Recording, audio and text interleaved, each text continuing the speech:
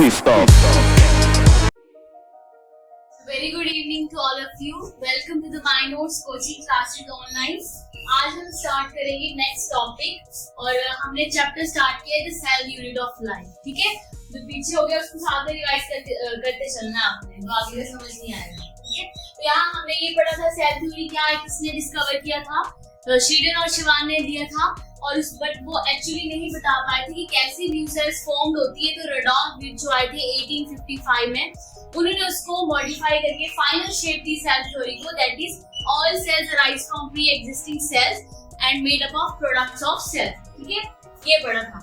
आज हम देखेंगे overview of the cell. Cell के अंदर क्या क्या चीजें प्रेजेंट है. ठीक है, यस, ये एनसीईआरटी की लाइन से पूरी एनसीईआरटी खोल के बैठना. ठीक है, so the onion cell which is a typical plant cell है एक, तो उसकी डिस्टिंक्ट, उसकी भी एक अलग सेल वॉल है. और सेल वॉल क्या होती है, सेल मेम्ब्रेन की आउटर मोस्ट लेयर होती है. अब आपको एक चीज याद रखनी है, जो सेल वॉल है वो नॉन लिविंग है और जो सेल मेम्ब्रेन है वो लिविंग में आती है. ठीक है, तो ये सेल वॉल के बाहर प्रेजेंट, जो सेल वॉल है वो सेल मेम्ब्रेन के बाहर प्रेजेंट होती है. ये सेल मेम्ब्रेन है, ये सेल वॉल लिख रही हूं मैं, और उसके अंदर प्रेजेंट है सेल मेम्ब्रेन. ठीक है, तो ऐसे आपको पता होना चाहिए.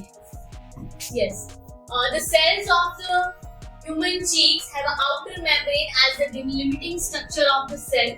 और सेल के अंदर एक मेम्ब्रेन बाउंड स्ट्रक्चर होता है, उसको हम बोलते हैं न्यूक्लियस. क्या बोलेंगे, न्यूक्लियस. और यही एक जो है कंट्रोलिंग सेंटर है इसका, that is called DNA, which is the controlling center of the all cell. ठीक है, so whereas cells, जिन cells के पास membrane bound nucleus absent होगा, इनको हम बोलेंगे prokaryotic cells. एक वर्ड pro means कहाँ से आया है, primitive, जो सबसे पहले. ठीक है, और जो दूसरी cells है जिनमें nucleus present होगा, उनको हम बोलेंगे eukaryotic cells. देखो, the cells that have membrane bound nucleus called eukaryotic cells, और जिनकी मेम्ब्रेन में ये एब्सेंट होगा उनको बोलेंगे प्रोकैरियोटिक सेल्स. ठीक है, अब एक चीज और आती है कि प्रोकैरियोटिक और यूकैरियोटिक सेल्स में एक फ्लूइड प्रेजेंट होता है. मींस चाहे वो यूकैरियोटिक सेल है चाहे वो प्रोकैरियोटिक है, उनमें एक फ्लूइड मैट्रिक्स प्रेजेंट होगा, उसको बोलेंगे साइटोप्लाज्म. क्या बोलेंगे, मतलब एक फ्लूइड तरलता का उसकी तरह होता है. जैसे मैंने बोला ये यूकैरियोटिक सेल है और ये प्रोकैरियोटिक सेल है. ठीक है, अब दोनों के बीच में एक फ्लूइड प्रेजेंट होगा और इनके अंदर सेल ऑर्गेनेलीज प्रेजेंट होती हैं. ठीक है, तो ये साइटोप्लाज्म का ये रोल है, मतलब वो सेल के वॉल्यूम को ऑक्यूपाई करता है. And the cytoplasm is the main arena. ये पूरी लाइन आ जाती है क्वेश्चन. ठीक है, main arena of cellular activities in both plant and animal cells में ये प्रेजेंट होता है. कौन, साइटोप्लाज्म. तो ये हमने ओवरव्यू ऑफ द सेल देखा. ठीक है, नेक्स्ट है, अब बोल रहा है बिसाइड द न्यूक्लियस के अलावा. क्या बोल रहा है, ये दूसरा कलर ले लेते हैं. Yes, beside the nucleus eukaryotic, nucleus के अलावा यूकैरियोटिक सेल में other membrane bound structure present होते हैं, उनको हम बोलते हैं ऑर्गेनेलीज. क्या बोलेंगे, ऑर्गेनेलीज. देखो, पहली ऑर्गेनेलीज है हमारे पास एंडोप्लाज्मिक रेटिकुलम, ईआर से इसको शॉर्ट फॉर्म में लिखते हैं. The second one is Golgi complex, इसका दूसरा नाम है Golgi apparatus. आगे पढ़ेंगे इसको, हम सारी को एक एक करके डिफाइन करेंगे. ठीक है, तीसरी है lysosome. Fourth one mitochondria, microbodies, vacuole. These all are cell organelles. ठीक है, so और ये बोल रहा है कि ये सब किसमें प्रेजेंट है, यूकैरियोटिक सेल्स में. इसमें यूकैरियोटिक सेल्स है ना. And the prokaryotic cells lack such membrane bound organelles, means उनमें ये सब absent होती हैं. ठीक है, अब बोल रहे राइबोसोम. देखो स्टार मार्क कर रही है मैं ये, क्योंकि एक एक्सेप्शन है. Ribosomes are the non-membrane bound cell organelle. Non-membrane means membrane-less.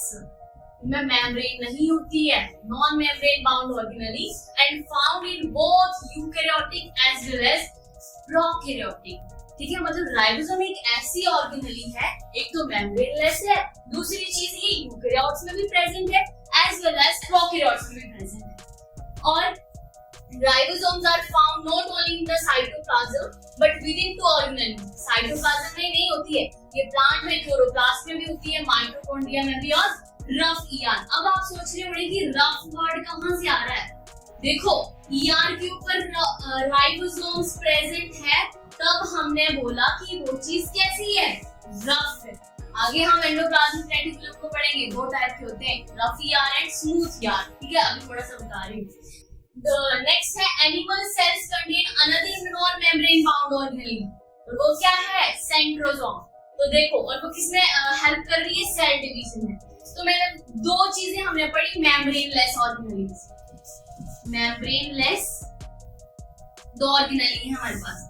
First one is ribosome and the second one is centriole, centrosome भी बोलते हैं इसको। ठीक है, जो किसमें, एनिमल में किस चीज में हेल्प करता है, ये सेल डिवीजन में रोल प्ले करता है। ठीक है, हाँ, तो ये दो नॉन मेम्ब्रेनलेस ऑर्गेनेल है, और जो हमने ये ऊपर देखी ये मेम्ब्रेन बाउंड ऑर्गेनेल है, और ये यूकैरियोट्स और प्रोकैरियोट्स में दोनों में प्रेजेंट होती है, ये राइबोसोम प्रेजेंट होती है। नेक्स्ट है हमारे पास, हाँ, अब एनसीईआरटी में ये डायग्राम्स दी हुई है, थोड़ा सा बता देती हूँ आपको, कि बोल रहे हैं cells differ grading their size, shape and activities.